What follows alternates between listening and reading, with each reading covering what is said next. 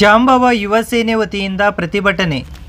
ಒಳ ಮೀಸಲಾತಿ ಹಾಗೂ ಕೇಂದ್ರ ಗೃಹ ಸಚಿವ ಅಮಿತ್ ಶಾ ಅವರು ಸಂವಿಧಾನ ಶಿಲ್ಪಿ ಡಾಕ್ಟರ್ ಬಿ.ಆರ್. ಅಂಬೇಡ್ಕರ್ ಅವರಿಗೆ ತೋರಿಸಿರುವ ಅಗೌರವದ ವಿರುದ್ಧ ತಾಲೂಕು ಜಾಂಬವ ಯುವ ಸೇನೆ ವತಿಯಿಂದ ಬುಧವಾರ ಕಾಲ್ನಡಿಗೆ ಜಾಥಾ ಹಾಗೂ ಪ್ರತಿಭಟನೆಯನ್ನು ಹಮ್ಮಿಕೊಳ್ಳಲಾಗಿತ್ತು.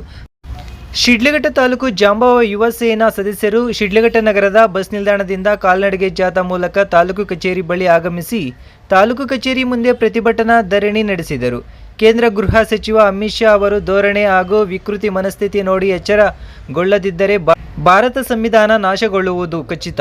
ಈ ಕೂಡಲೇ ಅಮಿತ್ ಶಾ ಅವರು ರಾಜೀನಾಮೆ ನೀಡಬೇಕು ಎಂಬ ಮನವಿ ಪತ್ರವನ್ನು ರಾಜ್ಯಪಾಲರಿಗೆ ರವಾನಿಸಲು ಕೋರಿ ತಹಶೀಲ್ದಾರ್ ಬಿ.ಎನ್. ಸ್ವಾಮಿರವರಿಗೆ ಮನವಿ ಪತ್ರ ಸಲ್ಲಿಸಿದರು.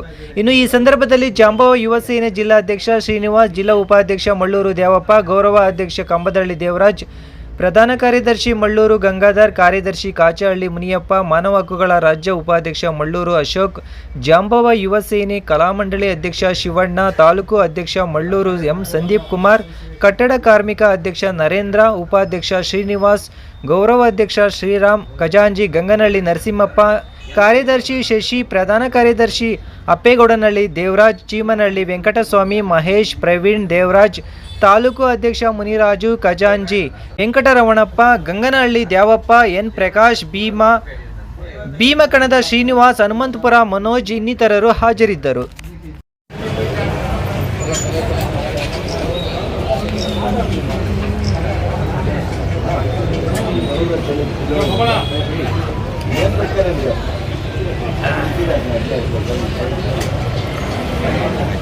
ಜಾಂಬವ ಯುವ ಸೇನಾ ಪದಾಧಿಕಾರಿಗಳು ಹಾಗೂ ಇತರರೇ ಸಂಘಟನೆ ಪದಾಧಿಕಾರಿಗಳು ಜೊತೆಗೂಡಿ ಇವತ್ತು ಈ ಉಗ್ರವಾದ ಪ್ರತಿಭಟನೆ ಹಮ್ಮಿಕೊಳ್ತಾ ಇದ್ವಿ.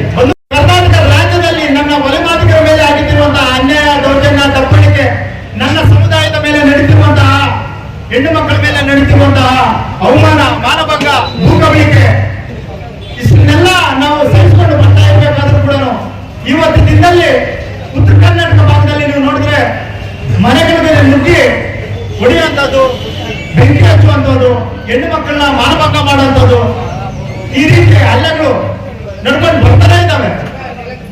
ನಾವು ಬಾಬಾ ಸಾಹೇಬ್ ಅಂಬೇಡ್ಕರ್ ಅವರ ಸಂವಿಧಾನದ ಅಡಿಯಲ್ಲಿ ಕಾನೂನು ಚೌಕಟ್ಟಿನಲ್ಲಿ ನಾವು ಹೋರಾಟ ಮಾಡ್ಕೊಂಡು ಬರ್ತಾ ಇದ್ದೇವೆ. ಇವತ್ತು ಪೊಲೀಸ್ ಇಲಾಖೆ ನಮ್ಮ ಬೆಂಗಾವಲಾಗಿ ಅಂದ್ರೆ ನೊಂದವರ ಪಾಲಿನ ಬೆಂಗಾವಲಾಗಿ ಕಾಯ್ಕೊಂಡಿಲ್ಲ ಅಂತಂದಿದ್ರೆ ಸವಣಿಯರು ಬಡಿದು ಬಾಯಿಗೆ ಹಾಕೊಂಡ್ಬಿಡ್ತಾ ಇದ್ವಿ. ಇವತ್ತು ಬಾಬಾ ಸಾಹೇಬ್ ಅಂಬೇಡ್ಕರ್ ಅವರ ಸಂವಿಧಾನದ ಅಡಿಯಲ್ಲೇ ಪ್ರತಿ ಪ್ರಜಾಪ್ರಭುತ್ವದ ಪ್ರಜೆ ಆಗಿರ್ಬೋದು, ಪ್ರಜಾಪ್ರಭುತ್ವದ ಪ್ರತಿನಿಧಿ ಆಗಿರ್ಬೋದು, ಇವತ್ತು ರಾಜ್ಯ ಸರ್ಕಾರವನ್ನಾಗಿರ್ಬೋದು, ರಾಜ್ಯ ಆಡಳಿತ ಆಗಿರ್ಬೋದು, ಎಲ್ಲ ಆಡಳಿತ ಮಾಡ್ಕೊಂಡು ಬರ್ತಾ ಇದೆ.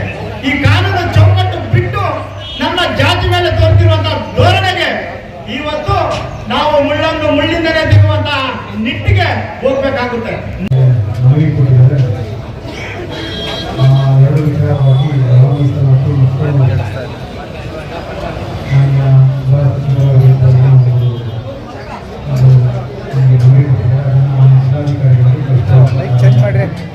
ಹಾಗೆ ಈ ತಾಲೂಕು ಸಂಬಂಧಪಟ್ಟಂತೆ ಹಲವಾರು ವಿಷಯಗಳನ್ನ ನಮಗೆ ಈಗ ಚರ್ಚೆ ಮಾಡಿದ್ದಾರೆ. ನೀವು ಕೂಡ ಎಲ್ಲರೂ ಹೇಳಿದ್ದಾರೆ. ಅವುಗಳಲ್ಲೂ ಕೂಡ ನಾವು ತಾಲೂಕಿನಲ್ಲಿ ಈ ಜಿಲ್ಲೆಗೆ ನೋಡಿದಾಗ ನಮ್ಮಲ್ಲೇ ಅತಿ ಹೆಚ್ಚು ದುರಸ್ತಿ ಕಾರ್ಯ ಒಕ್ಕೂಟೆ ಮಾಡುವಂಥ ಕೆಲಸ ಆಗ್ತಾ ಇದೆ.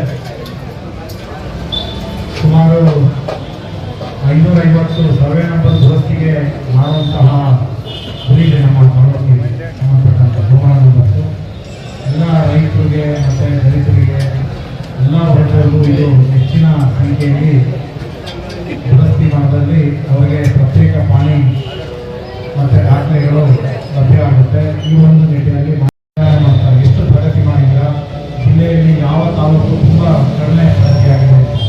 ಹೀಗಾಗಿ ಸರ್ಕಾರದ ಹಾಗೂ ಕಂದಾಯ ಇಲಾಖೆಯ ಪ್ರಥಮ ಆದ್ಯತೆ ಎಲ್ಲರಿಗೂ ಕೂಡ ದುರಸ್ತಿ